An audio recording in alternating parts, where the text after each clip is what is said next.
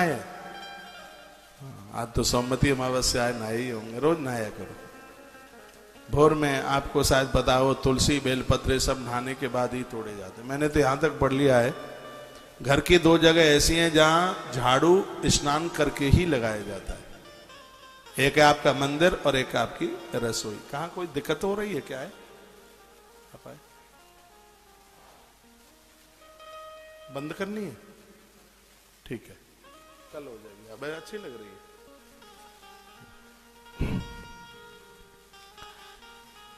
तो दो जगह ऐसी हैं, एक है मंदिर आपका और एक आपकी रसोई। इन दोनों जगह स्नान करके ही घुसिए।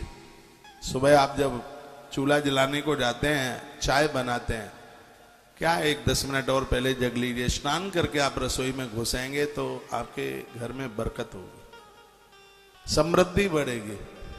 और ऐसी रसोई का कुछ प्रसाद खाने पीने को मिल जाए, समझ लो जगन्नाथ भगवान की रसोई से प्रसाद मिल गया यार। और मैंने तो ऐसे ठान रखी है कि मैं अपनी बहनों को बिना नहाए रसोई में नहीं घुसने दूंगा। और इसके लिए हर कथा में बोलता रहूंगा। और आप मेरी भगनी हैं, माता हैं, तो मेरी बात आप मानती भी रहेगी। तो ये तो कभी स्नान करता नहीं है, पूजा पाठ करता नहीं है। आप कितने भी व्यस्त क्यों ना हो, भगवान के 108 नाम तो रोज लीजिए। सबके घर में तुलसी रुद्राक्ष की माला हो।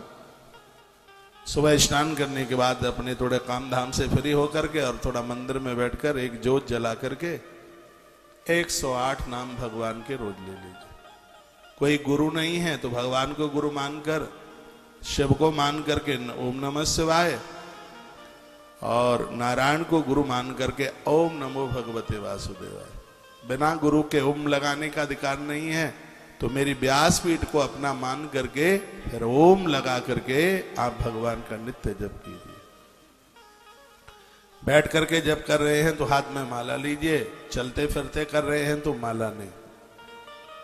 वैसे आगे इसमें जप महिमा का वर्णन है, वह मैं आपको निवेदन करता रहूंगा। देवराज ख्यातो विश्वस्तः जनवंचकः। नाम है देवराज, काम बड़े खोटे करता है। सभी प्राण क्षत्रियान वैश्यान शूद्रान शापि तथा परान हत्वा नाना विषण्णैव तत्धन अपहारतः। ऐसा कोई 4 वर्णों में से इसने लोग नहीं छोड़े जिनके घरों में डकैती ना इसने डाली हो, जिनका लूटा ना हो। और जाति से देखो ब्राह्मण है, काम इतने खोटे हैं। नाम है देवराज। धर्माद बहुवित्तानि पश्चातो ना जिताने। भाई अधर्म की भी कोई सीमा होती है। इसने इतना अधर्म, इतना अन्याय, इतना इसने अपराध किया। एक दिन की बात ही क्या हुआ, बहुत सुनने लायक कथा है। मुझे इससे महापुराण में बड़ी फेवरेट कथा लगती है। इससे सीखने को बहुत कुछ मिलता है। पहले तो बंधुजन माता ये बताइए, मेरी लैंग्वेज, मेरी भाषा आपकी समझ में आ रही है? हाँ, बात समझ में आनी चाहिए। आवाज पीछे तक सही है माइक की? धन्यवाद। तो एक दैक तड़ागे शैष्णातुम यातुम ईश्वरा वैस्या स्वभावतीं नाम दृष्ट्वा तत्रात विबला। एक दिन शराब बेच के आ रहा था, रास्ते में कोई सरोवर, कोई तड़ाग मिला, प्यासा होगा। सरोवर के पास पहुंचा, वहां इसने देखा कि बिना कपड़ों के एक स्त्री स्नान कर रही थी। गड़का थी, देह का व्यापार करती थी, संस्कार उसके पास थे नहीं। उसका नाम था शोभावती, सुंदर ज्यादा थी।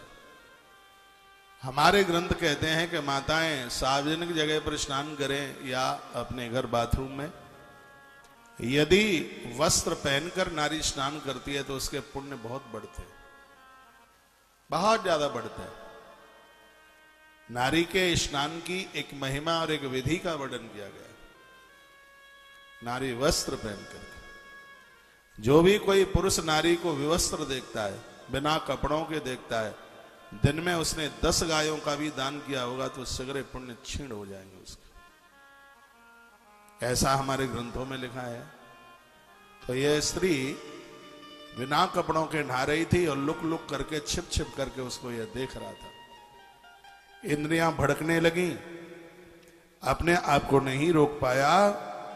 तत्राद विबलः दृष्ट्वा, विवल हो गया और उस स्त्री के पास पहुंच गया।